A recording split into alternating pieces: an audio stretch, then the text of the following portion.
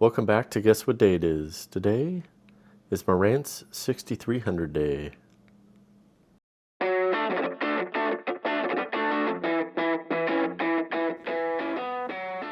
So we're checking out this classic Marantz 6300.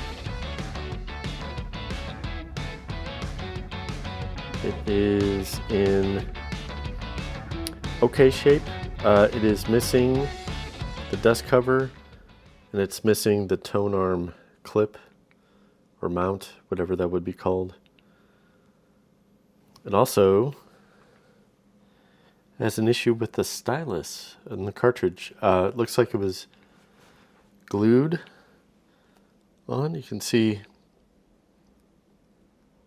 looks like some silicone on there.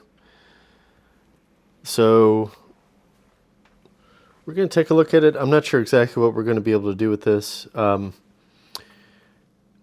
It would be great to be able to find some parts for it to make it complete, because these are worth a fair amount of money.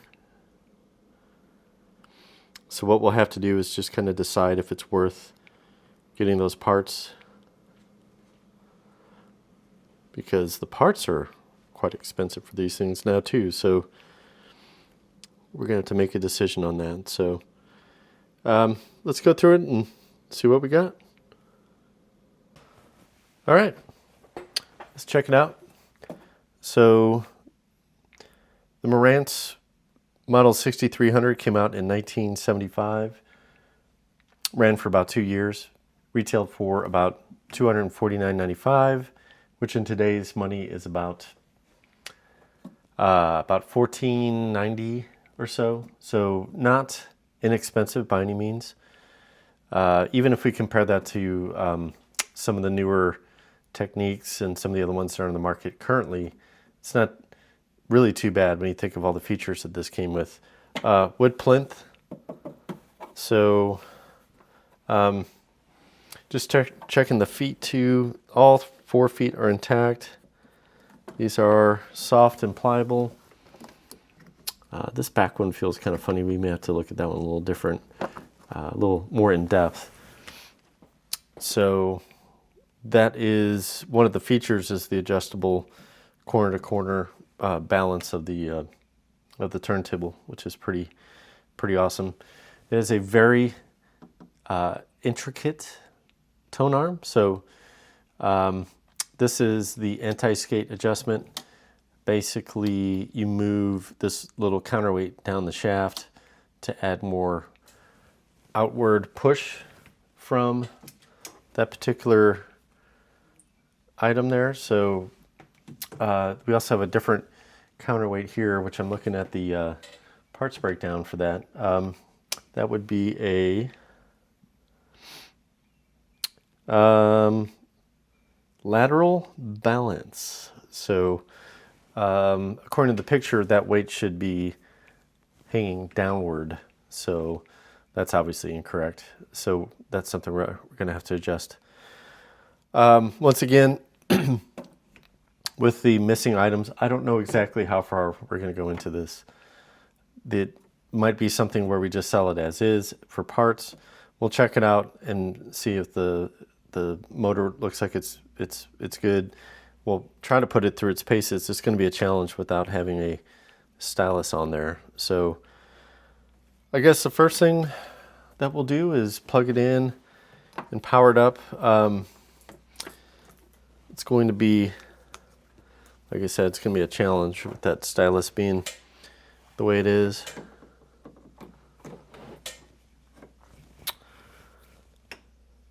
All right.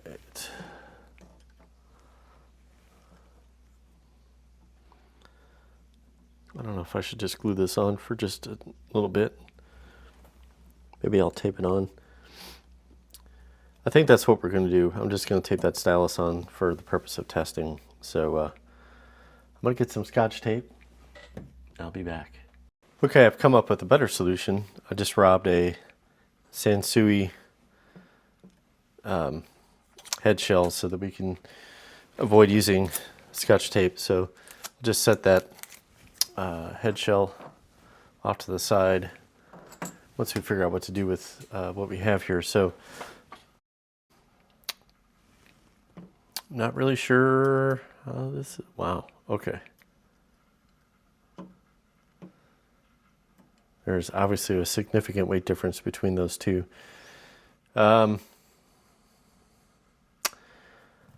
Okay, well, let's just see if it powers up. I want to see what kind of speed control that we have. That's going to be essential. Okay, we're on 33, 60 hertz. I'm not sure if you can see this. It doesn't look like you can.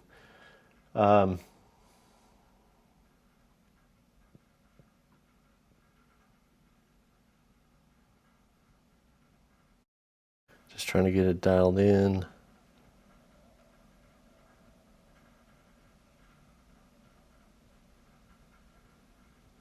Ooh, it is all over the place. Okay. I'm just gonna kind of manipulate the control for a little bit. See if we can sort of get that cleaned up a little bit.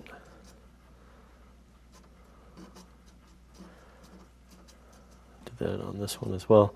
When I first moved that 33 pitch control, it was stuck. So I'm sure we have some issues with cleanness on that. So all right, I'm just gonna get that kind of set in the middle. Let's try this again.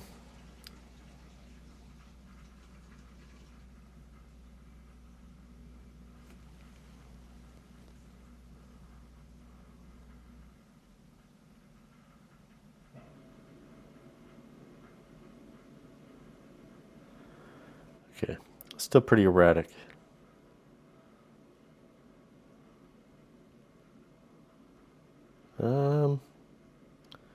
There we go. Actually, looks like we're pretty steady. Once again, probably neither camera is picking that up right now, but the speed seems to be doing pretty well. So let's switch it over to 45. Let's do the same thing.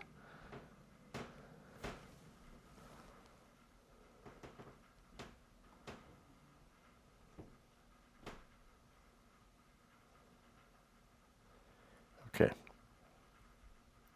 Looks like we're able to control that as well. So, okay, I feel a little bit better about that. So we definitely have some adjustments that are going to have to be done here. It did not feel, let me shut this off. Let me see the weight difference between these two head shells. There is pretty substantial difference. The Sansui one, yeah, I don't know, it appears to be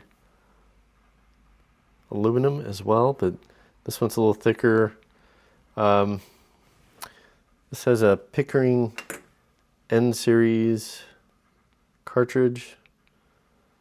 It's, once again, this came off a different turntable, so I don't really know what we're looking at on that one, but definitely lighter. So obviously that's given us that big difference in adjustment there. All right, let's see if we can see if the auto up. Okay. It does rise the little platform.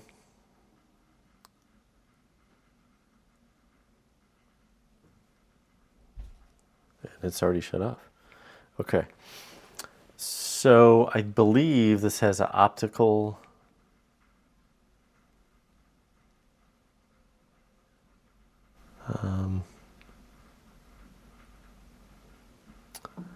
that is interesting. Okay.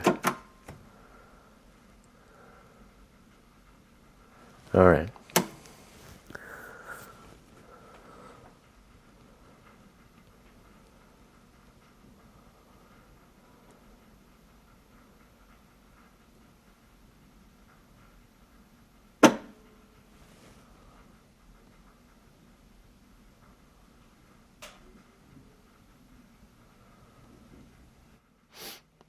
So it does lift the tone arm and it does shut off.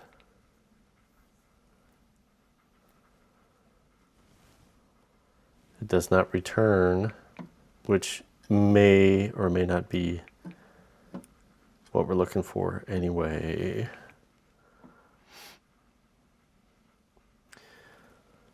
Okay, so far, what we know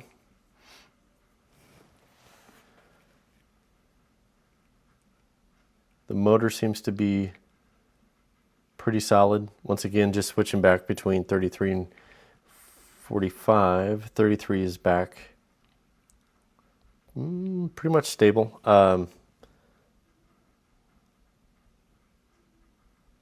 It's responding much better now that I've messed with this knob a little bit. So we'll definitely have to do some cleaning on those potentiometers. That's not a problem.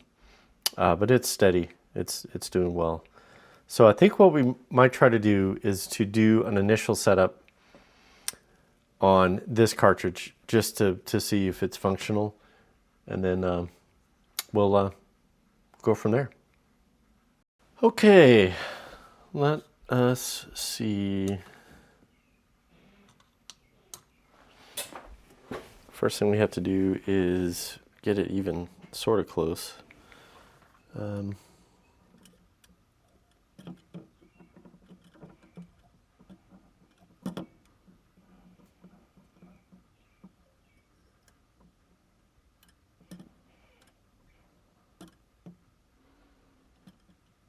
Okay, we're pulling it in a lot. Okay. I'm just going to guess and say that, let's go for 2 grams.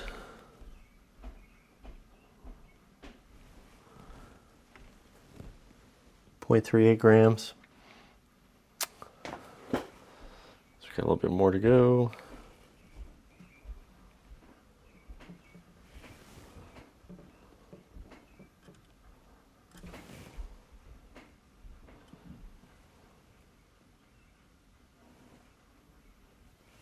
.87.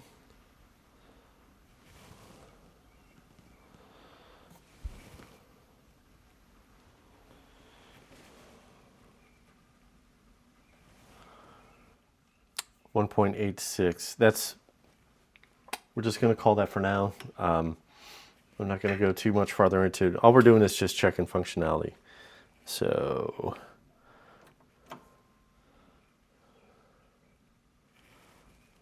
let's get that back over.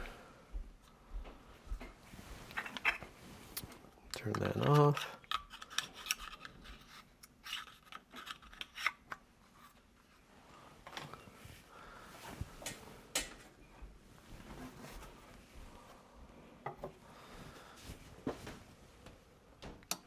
Of course, the anti-skate and all that stuff is not going to be anywhere close to where we need to be. So that's okay. We're just, once again, we're just trying to see functionality on that. So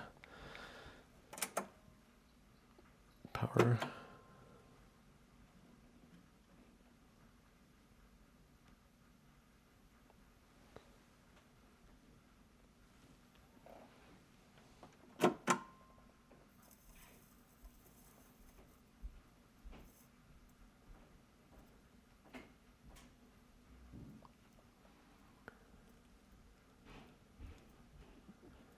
Once again, this is my test record.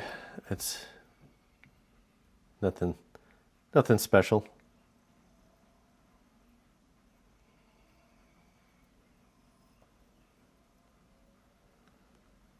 Okay.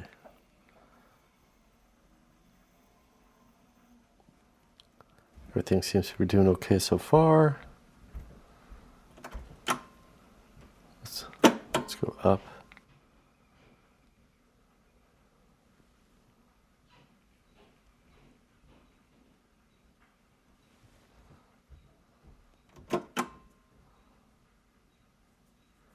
Now what we're going to do is see if it stops on its own, which I think it should.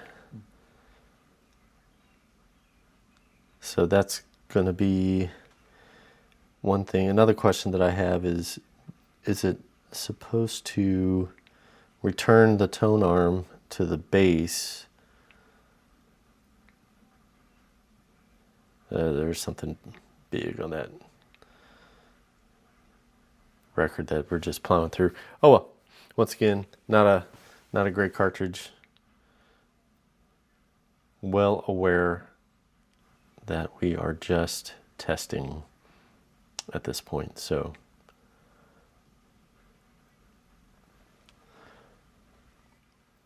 once again, speed looks like it's pretty spot on. So pretty happy about that.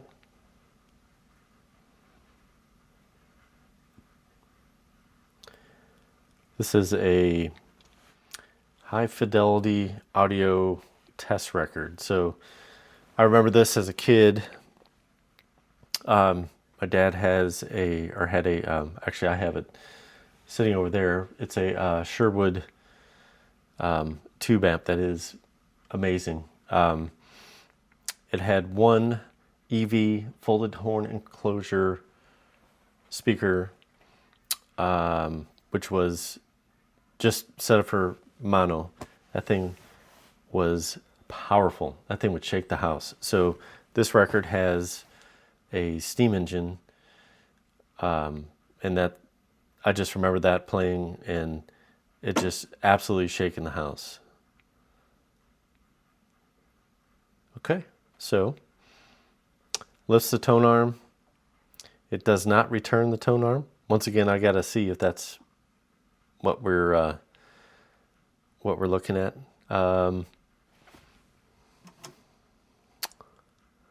So leaving it on auto, or leaving it on manual, looks like it keeps the turntable running the whole time. So once again, I'm kind of learning with you guys with this one. It is a totally different setup than what I'm used to. And, you know, I am not an expert. I am just a common guy trying to figure this stuff out. So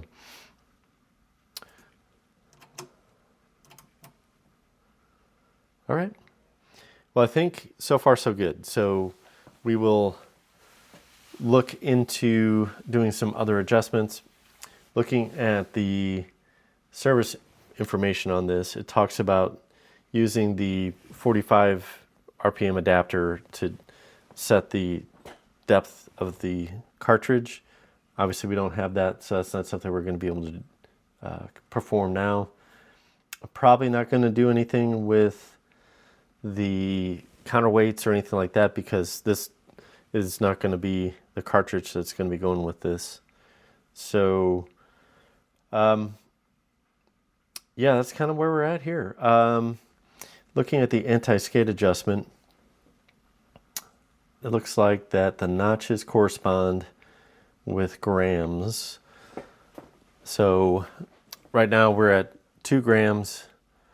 So it looks like the closest notch, which this is where it is currently, that's at 1 gram, 1.5 grams, 2 grams, 2.5 grams. So this is not exactly where it should be. If we were going to actually adjust it, we would put it on that second to the last notch. That's right there, if you can see it. I don't know if maybe I can zoom in a little bit on that.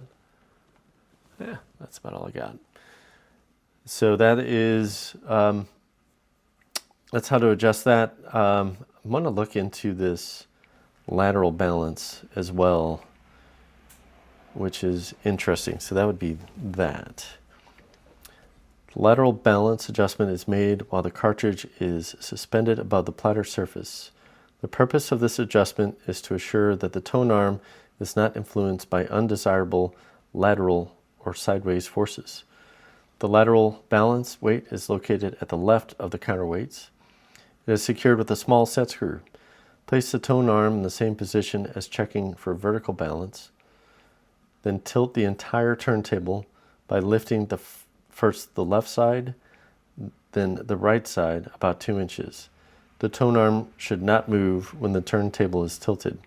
If it does, change the position of the lateral balance weight until no movement in the arm is observed. when the turntable is tilted. The weight position can be changed by loosening the small set screw on the weight as shown in figure 6.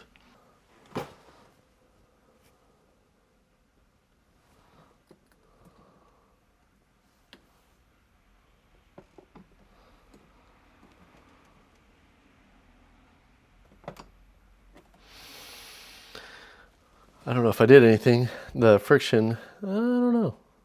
There's not a lot of friction there. Okay. Let's try that one more time.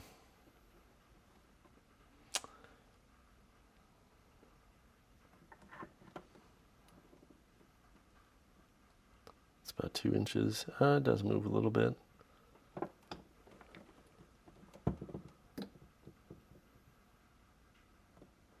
It does not move that way. That is interesting.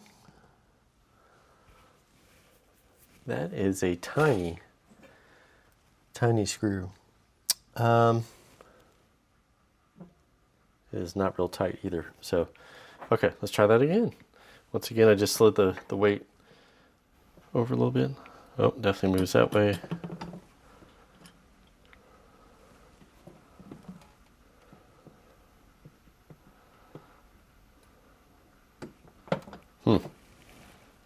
Very, very interesting.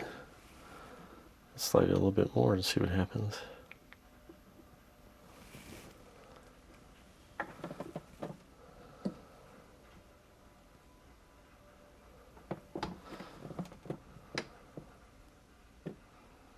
Of course, we also have the anti-skate affecting that as well.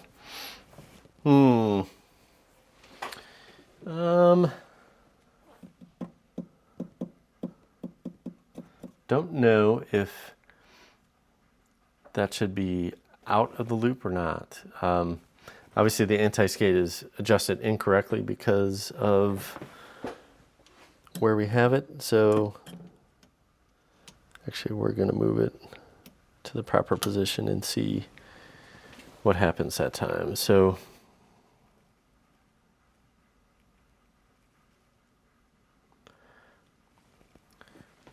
obviously there's going to be a significant amount of force pushing the whole thing that direction.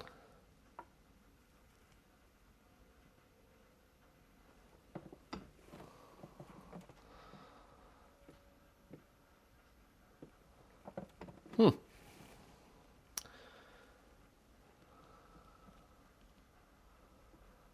move it out just a little bit. I'm just kind of experimenting here to see what we got going on here.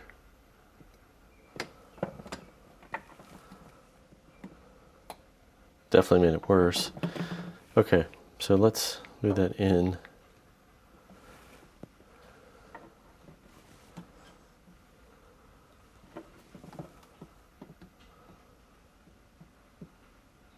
Look at that. Okay.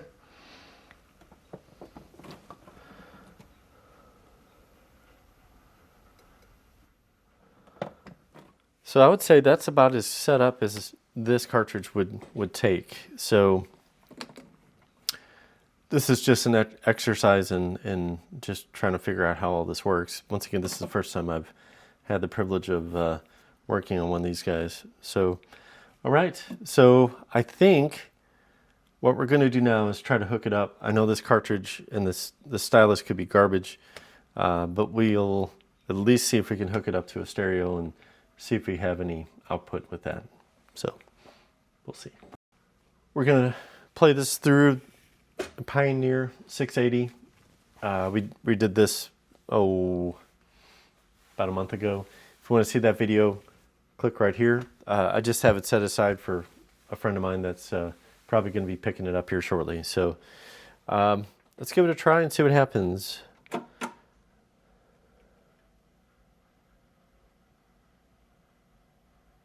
Helps if I do it correctly.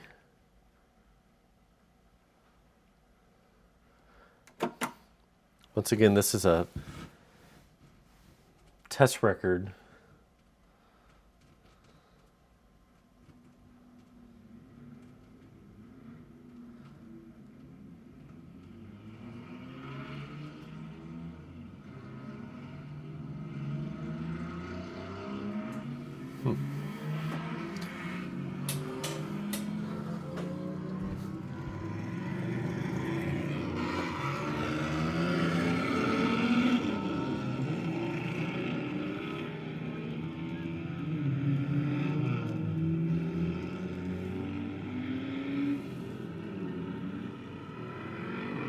Okay, got it swapped all the way to the right channel,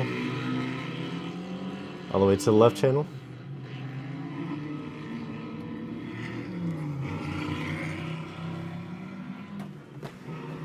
So all in all, it is functional.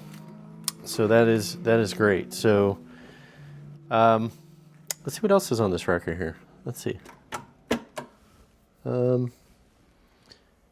We've got close order drill, machine guns, pistol shots, ricochets, cannon, hell drivers. I wonder what that is. Fire engines is the second track. Let's go with that.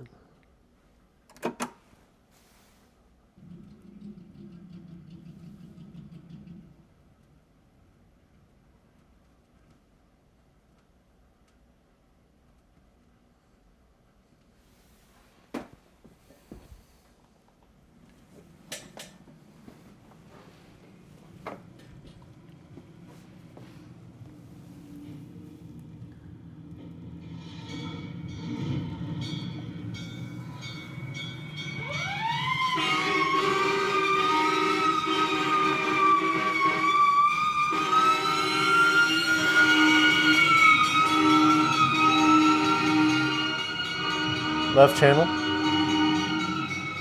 right channel.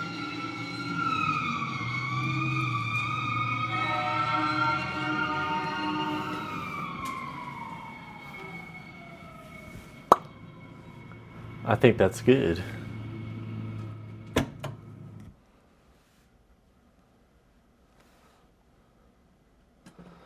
Well, let's clean it up and we'll probably get in and clean the pots. Take a peek underneath the hood, see if there's anything that needs to be lubed, and we just have to make the decision whether or not we're going to put time and effort into looking for different parts for this to make it complete, or should we just sell it as is, or that's where we're at this point. So let's see what we got and crack it open and see what to do. All right, let's tear into this. I flipped this over. Look at that. Beautiful. So that is not oily or anything, which is great. So a lot of times these kind of weep and deteriorate over time. So it's good to see that that is in good shape. Set that off to the side. I'm going to pull off the platter.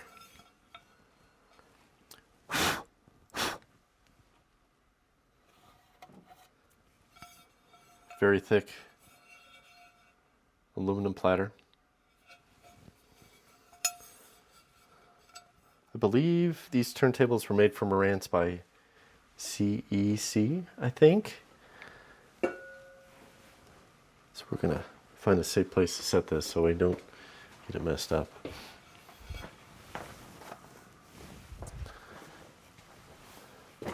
So what we're going to do, since this doesn't have a cover, got a box, I think that will kind of space it out so we can flip it over and assemble it, or disassemble the back without too much of an issue. Let's get it unplugged.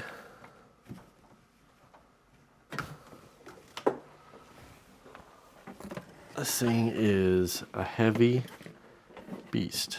Make sure that tone arm is kind of secured there.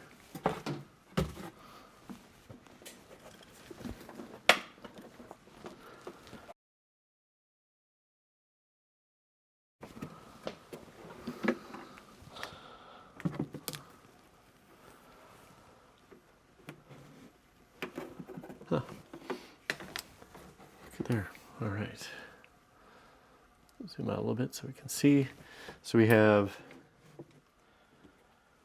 looks like 4 screws.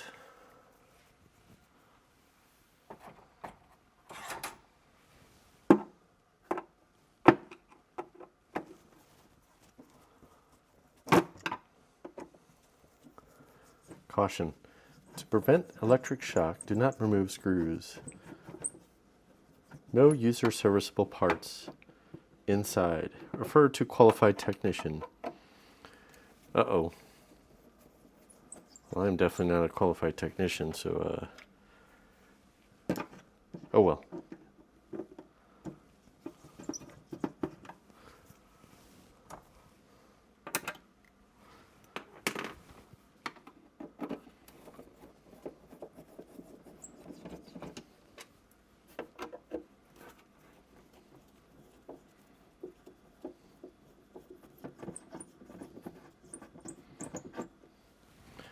So there's not too much to service in here, as far as I understand.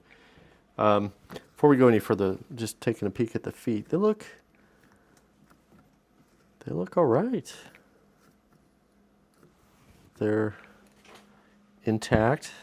Still have the foam backing on that.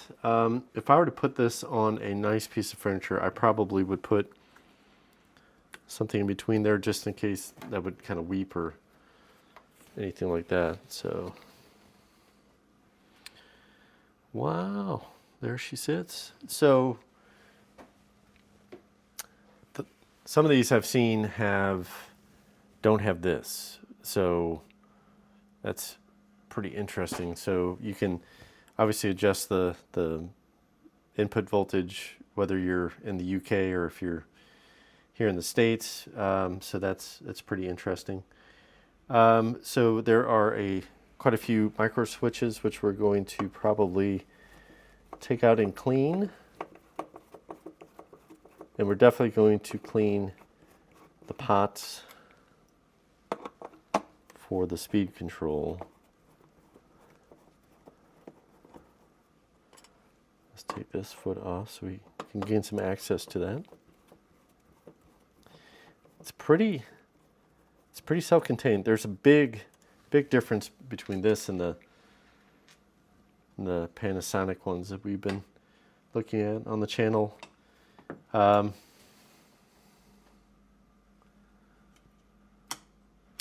again, we got toggle for the speed, basically just engages that micro switch.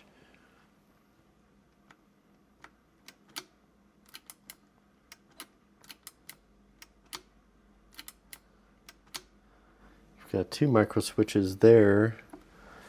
That's the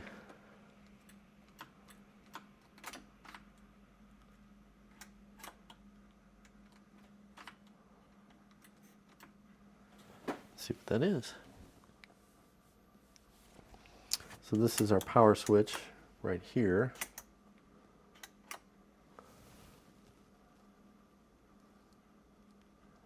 Let's try to take this a little bit more so that we can see what we got going on here.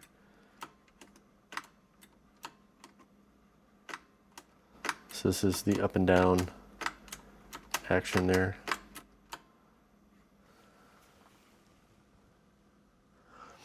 Okay. And then this is the optical stop. So this is actually adjustable to the back. So you don't have to pull this apart to adjust where the tone arm picks up. Doing a little research, this does not return the tone arm. So what we were seeing is normal functionality on that. So that's a good thing. So we're going to take our deoxit. We're going to start with our pots, which we have pretty good access to. So we get those moving. It's so fun when you start with the gritty, scratchy pot and you spray some of this in there and it just magically, you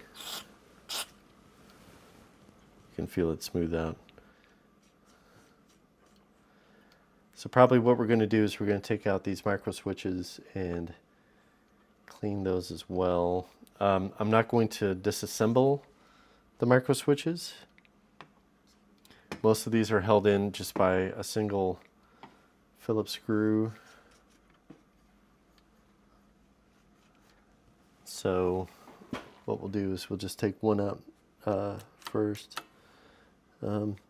Start with the power micro switch. Move our wires over just a tad.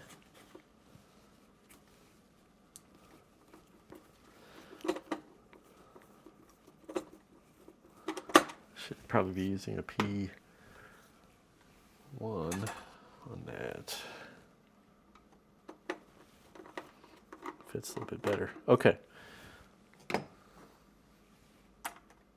Oops.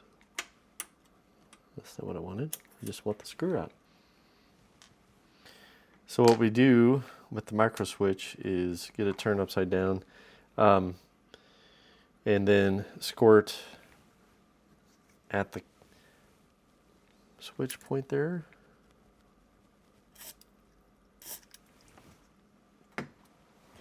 Just like so, and then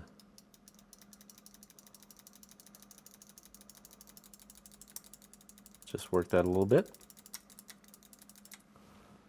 Easy peasy. So I'm not going to bore you with each individual one of these micro switches. So I'm going to get this one reinstalled, and then we're going to do all the other ones off camera. This video is boring enough as it is. So, all right. Okay, so everything is lubed up underneath. We have all the micro switches cleaned. We have all of the 2 pots for the speed control are cleaned. The capacitors and everything look like they're okay. I didn't test anything electrically, but there's no bulging or anything along those lines. So the next step, we're going to see if we can take a look at the motor, see if there's any lubrication in there. I think there's 3 screws that we need to remove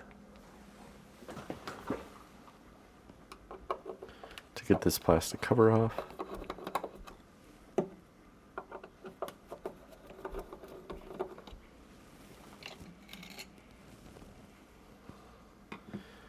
Set that off to the side.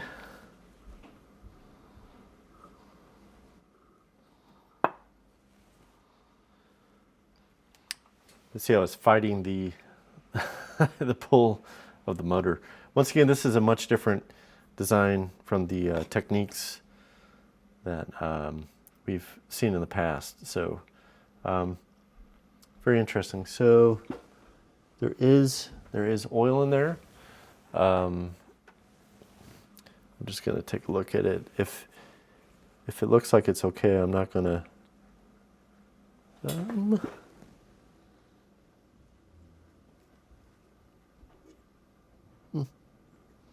There's some oil in there. Not very much. So what we'll do is we'll probably clean this out. Put some fresh oil in there. Right, let's get some rubbing alcohol.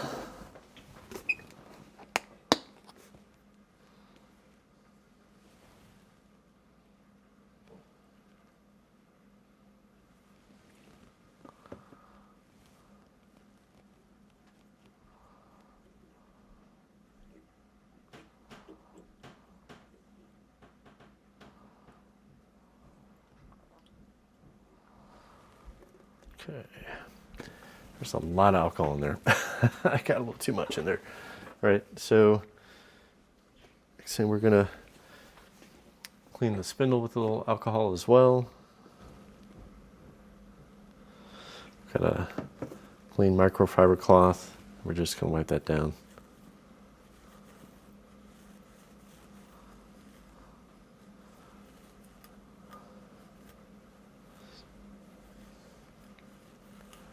Easy peasy. So not very dirty. So now we need to let that dry. Okay, we're back with everything we need to get going. So, all right.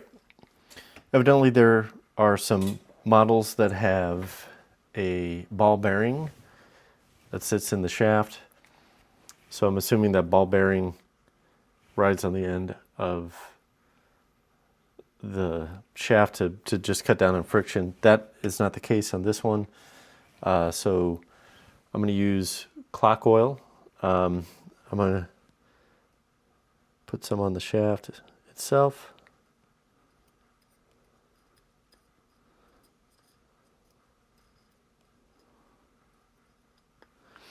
And then just a little bit along the sides. There's not a whole lot of oil in here, so I don't think a lot is necessary. If you put too much oil in there, the oil is not able to be compressed, and I actually think you will have some issues with it actually. Oh boy. I'm pretty sure I'm finding the magnets here.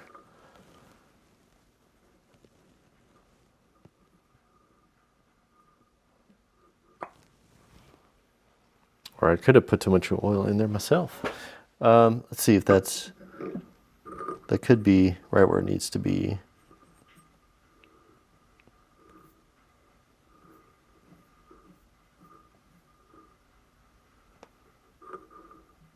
One thing we can do is put the cover on. See if there's any rubbing or anything, which there is not. So I think we should be good with that. I am going to put a touch more oil.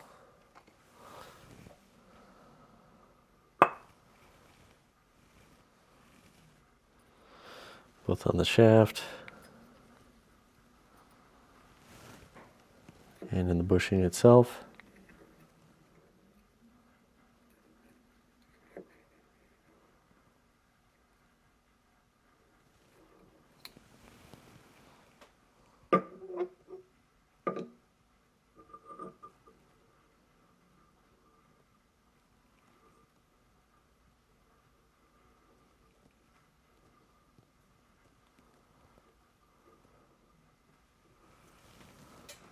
Just like so.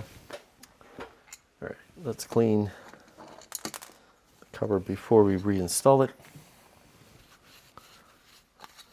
And then we're gonna clean the plinth, get that all fixed up.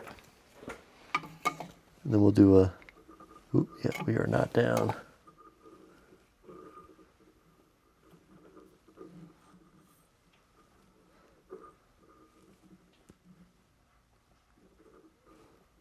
That is so interesting.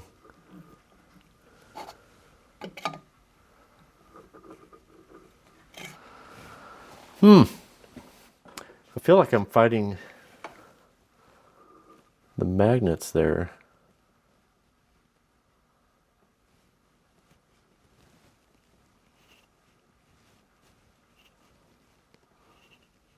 That is very interesting.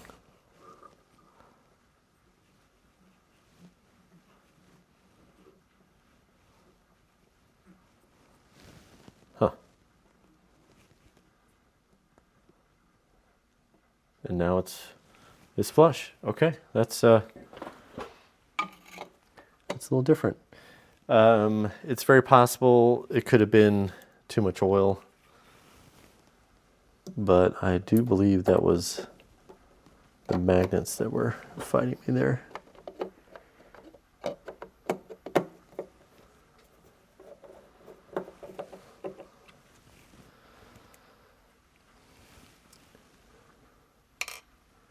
This does look to be a nice wood veneer, so what we'll do is after we clean it, we'll put some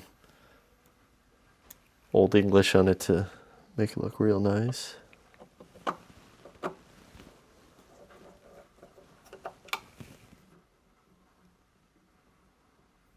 Oh yeah, feels good.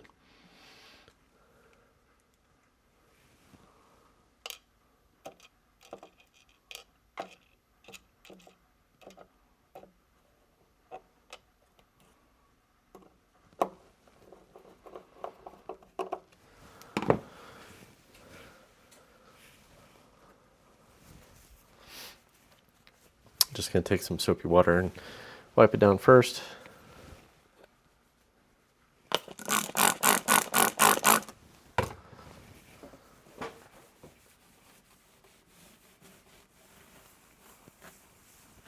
This thing is filthy.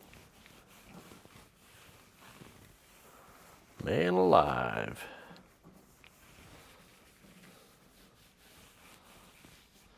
That's what happens when it lives without a dust cover. She just gets dirty.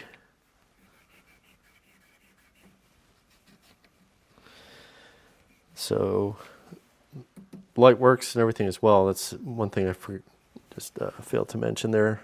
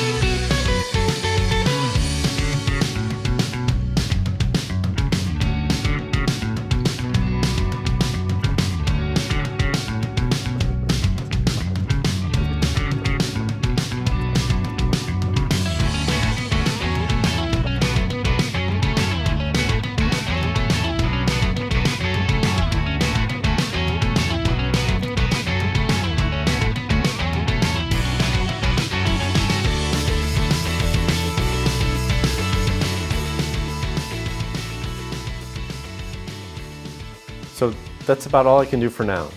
It works great. It's a very good looking unit, apart from some missing items, and that's really what's going to kill us on this. So these units are going for upwards of $2,000 complete. We have hinges to buy, and we also have a dust cover to buy. Both of those together, they are available on eBay. We're looking at about $350 for both of those. We do have to get a stylus and a cartridge. I don't want to put something cheap on this either, and I don't necessarily think that we could get that kind of money without having a cartridge on there. So we also have to get the tone armrest, and that's really the part that's going to hold us up the most. So there's none available. I have looked in the last 2 or 3 months to see if there are any available. There was one available that didn't have the, I guess the latch, which as far as I understand is the weak link. This one doesn't even have the upright on it, so we could probably get away with it with having the upright on it, but since that's gone, it's even worse. So my dilemma, do I sell this as a parts unit, even though it works fantastic? Being that I've went through it and actually tested it to see that it does work, can we sell it as more than a parts unit? That's the big question. I don't think that we can get the big bucks no matter what. So I'm leaning towards selling it as is, with no dust cover or the hinges, without the tone armrest, and without a cartridge, and having it just go like that. So it's kind of a bummer. A lot of times with these units, when parts become so hard to find, it really puts them in a tough spot when you are missing a part that is somewhat critical. So even if the unit is in really good shape, which it is, there's hardly any blemishes on it, cleaned up very nicely, and it works perfectly. So it's just kind of a bummer. So let me know what you think in the comments. Should I sell it as is? Should I sell it as working, missing parts? Or should I just try to do my best to find the tone armrest and see if we can get the big bucks for it? So let me know what you think in the comments. Once again, I really appreciate you watching. Remember to hit like and subscribe, and we'll see you next time on Guess What Day It Is.